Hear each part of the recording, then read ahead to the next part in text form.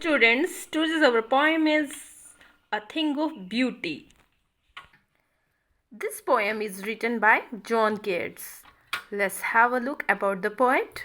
John Keats was born in London in the year 1795 and died in Rome in 1821 at the young age of 25 due to illness.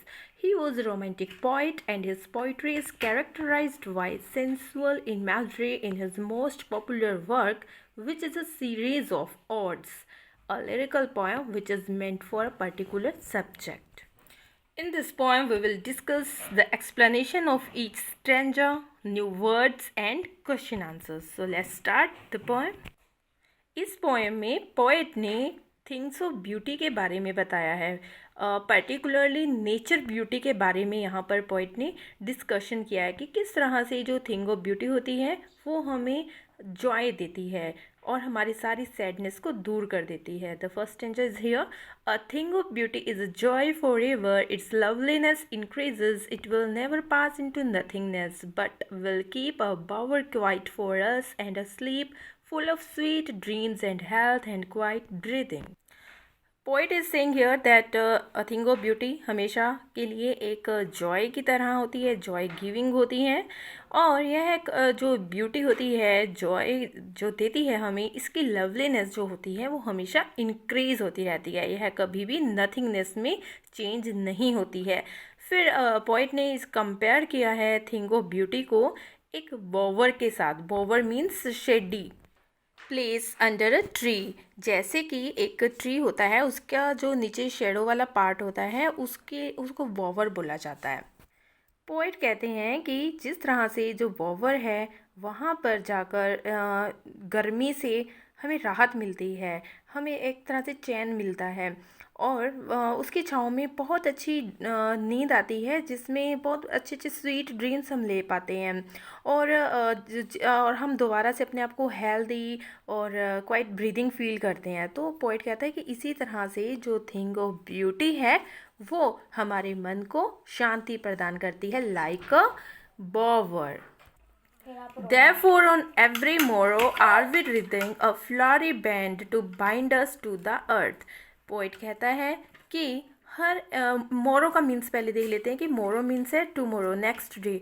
कि हर नए दिन हम क्या करते हैं, एक फ्लारी बैंड बनाते हैं. फ्लारी रीडिंग मतलब गार्लैंड बनाना, बुनना. तो कहते हैं कि हम हमेशा जैसे अगला दिन होता है तो हम एक फ्लावर बैंड बनाते हैं. क्यों बनाते हैं? ताकि जो हम अर्थ के साथ हम कनेक्ट रह सकें, हम जुड़ सकें. इस लाइन को हम आगे कनेक्ट करते हुए एक्सप्लेन करेंगे.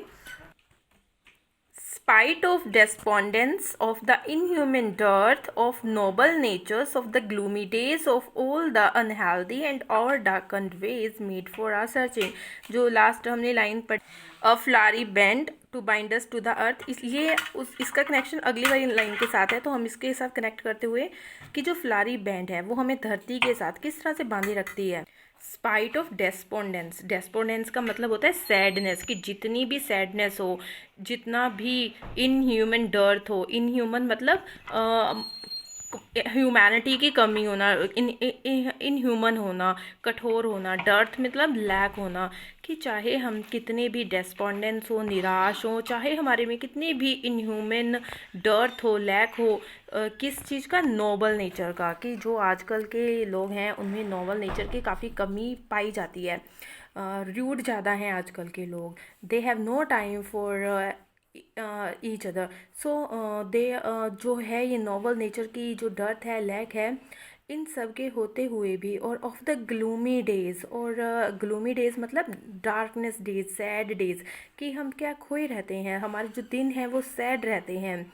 Of all the unhealthy and over darkened ways. हमारी जो लिविंग स्टाइल है वो अनहेल्दी है और ओवर डार्कन्ड वेज मीन्स कि ईविल वर्क. कि कई लोग क्या हैं जो ईविल वर्क कर रहे हैं, उनके ईविल वेज ऑफ लिविंग है, अनहेल्दी वेज ऑफ लिविंग है. उन सब से हमें कौन सेव करता है? अ thing of beauty. A thing of beauty हमें डेस्पोंडेंस, निराशा से बचाती है. इनह्यूमन डर्थ है जो उन कमियों को दूर कर सकते हैं हम by watching a thing of beauty. Yes, in spite of all, some shape of beauty moves away the pole from our dark spirits. So in this way जो ब्यूटी थिंग्स होती हैं वो क्या करती हैं, हमारी जितनी भी स्पिरिट पे जितनी भी सैडनेस होती है हमारे अंदर, वो सारी की सारी दूर कर देती है अ thing of beauty. For example, एक पर्सन है, बहुत सैड है, वो बिल्कुल शांत बैठा है, लेकिन जब वो किसी थिंग ऑफ ब्यूटी को देखता है, as you can see in the picture, thing of beauty को देखेगा तो क्या होगा, जो उसकी जो सैडनेस है वो एकदम से ब्यूटी को देखते देखते दूर हो जाएगी. और यह ब्यूटी वो जितना देखता जाएगा उतना ही डीपली वो उसको फील कर पाएगा कि yes, nature has so many beautiful things to enjoy, so let's shed all the desperateness from our life. तो इस तरह से वो व्यक्ति सोचने लगता है. In this stanza, the poet has mentioned some beautiful things which give us joy, such the sun, the moon, trees, old and young, sprouting a shady boon for simple sheep. Poet कहता है कि जो beautiful things हैं made by nature हैं, for example sun, moon, trees, चाहे वो old हों या फिर वो यंग स्प्राउटिंग हो.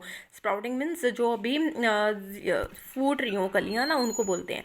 तो वो क्या है, एक शेडी बून की तरह है. किसके लिए? एक शीप के लिए. जो शीप होती है वो जब शेड्स पे जाती है ट्रीज, इन शीप को जो ट्रीज़ हैं, इनकी जो शेडी प्लेस है, इनके नीचे आकर इन शीप को काफ़ी रिलैक्स मिलता है. यहाँ पर शीप ह्यूमन बीइंग के लिए भी यूज़ किया गया है, एज अ मेटाफर शीप को यूज़ किया गया है कि जिस तरह से जो ह्यूमन बीइंग है, शीप ह्यूमन बीइंग के लिए भी यूज़ किया जा सकता है कि ह्यूमन बीइंग जैसे कई बार बहुत ज़्यादा स्ट्रेसफुल होता है और कई बार फिर वो जो गॉड को याद करता है, तो गॉड को याद करने से उसमें क्या होता है, उसकी जो सारी निराशा है वो दूर हो जाती है. जिस तरह से जो शीप हैं वो कड़ी धूप में से जब शेडी प्लेस में आती हैं, they get relax. In the same way the human being get relaxed with the help of the noble deeds.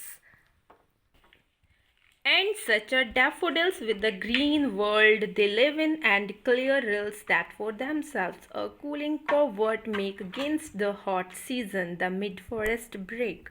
अब यहाँ पर पॉइंट ने डैफोडिल फ्लावर का एग्जाम्पल दिया है. What is daffodil? Daffodil is a flower. Flower होते हैं daffodil. और ये ग्रीन वर्ल्ड यहाँ पर फॉरेस्ट को बोला गया है कि जिस तरह से जो डैफोडिल होते हैं वो फॉरेस्ट में होते रहते हैं. और जो रिल्स हैं, रिल्स मतलब रिवर की, जो रिवर होती हैं वो क्या करती हैं, कूलिंग देती हैं. ठंडा पानी होता है कहाँ पर? फॉरेस्ट वाली रिवर्स में कितना ठंडा पानी होता है. वहाँ पे डैफोडिल सुंदर सुंदर फ्लावर होते हैं, वो हमें कूलिंग प्रदान करती हैं. जिस तरह से रिल्स, उसी तरह से जो ब्यूटी थिंग्स हैं वो हमें पीस ऑफ माइंड देती हैं. यहाँ पर अब पोइट ने कंपेयर किया है थिंग्स ऑफ ब्यूटी को with the flowing river water which gives cooling to us. In the same way the thing of beauty give us the peace of mind. Forest brake fern को बोला जाता है. जो forest में छोटी छोटी ferns उगती हैं, फर्न क्या होते हैं, ऐसे प्लांट होते हैं जिनके ऊपर सिर्फ लीफ होते हैं और उनके ऊपर कोई भी फ्लावर नहीं होता. तो छोटे छोटे ये जो शाखाएं होती हैं इनको ब्रेक कहते हैं. कि जो ये छोटी छोटी शाखाएं होती हैं ये हमें हॉट सीजन से बचाती हैं. रिवर हमें कूलनेस प्रदान करती हैं. डैफोडिल उसी तरह से जो डैफोडिल्स हैं वो हमें, जो एक थिंग ऑफ ब्यूटी है, वो हमें पीस ऑफ माइंड देती हैं, हमें जॉय देती हैं, जो कि कभी ख़त्म नहीं होता. And such too is the grandeur of the domes we have imagined for the mighty dead. Grandeur का मीन्स होता है शानदार, वंडरफुल. डूम्स मतलब जो प्रलय का दिन होता है. और माइटी डेड मतलब जो कि हीरोज़ के लिए यहाँ पर बोला गया है. पोइट कहता है यहाँ पर कंपेयर किया है थिंग ऑफ ब्यूटी को with the death of the mighty persons. Mighty मतलब हीरो पर्सन्स की, जो पर्सन्स अपनी हीरोइक डीड के कारण, अपनी ग्रेट वर्क्स के कारण प्रसिद्ध होते हैं. और उनकी जब डेथ होती है और उनकी डेथ को आगे जनरेशन टू जनरेशन उनकी स्टोरीज़ चलती रहती हैं. फैमिली में बताते रहते हैं आने वाली जनरेशन्स को कि किस तरह से कोई पर्सन था, वो इतना ग्रेट था, वो अपने ग्रेट वर्क के लिए जाना जाता है ना. यहाँ पर पोइट कंपेयर कर रहे हैं ब्यूटी को कि इसी तरह से जो ब्यूटी है वो भी वंडरफुल है और वो जो लास्ट डे होगा अर्थ का उस दिन तक कायम रहने वाली है। ब्यूटी ऑफ थिंग्स, नेचर की जो ब्यूटीज़ है वो कभी भी ख़त्म नहीं होती है। और ये किस तरह से है? माइटी डैड की तरह है। माइटी डैड मीन्स जो ग्रेट हीरोज़ हैं उनकी डेथ है जो वो कभी मर तो हो जाते हैं लेकिन फिर भी उनकी जो अमर गाथाएं हैं वो जनरेशन टू जनरेशन चलती रहती हैं। इसी तरह से थिंग ऑफ ब्यूटी भी कंटिन्यूस प्रोसेस है, ये चलता रहता है। All lovely tales that we have heard or read, and endless fountain of immortal drink pouring unto us from the heavens brink. Poet इस स्टेंजा में कंपेयर कर रहे हैं थिंग ऑफ ब्यूटी को विद द टेल्स जो हम हमेशा से सुनते आए हैं, पढ़ते आए हैं, जो कि क्या लगती हैं एक ऐसे इमॉर्टल ड्रिंक, यहाँ पर नेक्टर को बोला गया है, ऐसे शहद को बोला गया है कि ये एक इमॉर्टल ड्रिंक की तरह है जो कभी ड्रिंक ख़त्म नहीं होती है, उस झरने की तरह है जो हेवन से बह रहा हो। और यह है हेवन्स ब्रिंक मतलब हेवन का डोर, कि हेवन के डोर से वो झरना बह रहा हो और वो एंडलेस है, वो कभी मरता नहीं है, वो इमॉर्टल है। उसी तरह से जो थिंग्स ऑफ ब्यूटीज़ हैं वो हमेशा के लिए फॉरएवर हैं, वो कभी भी एंड नहीं होंगी।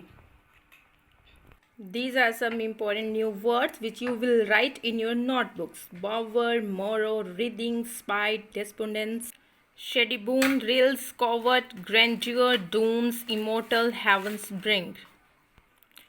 These are important questions you will write in your notebook also. Okay.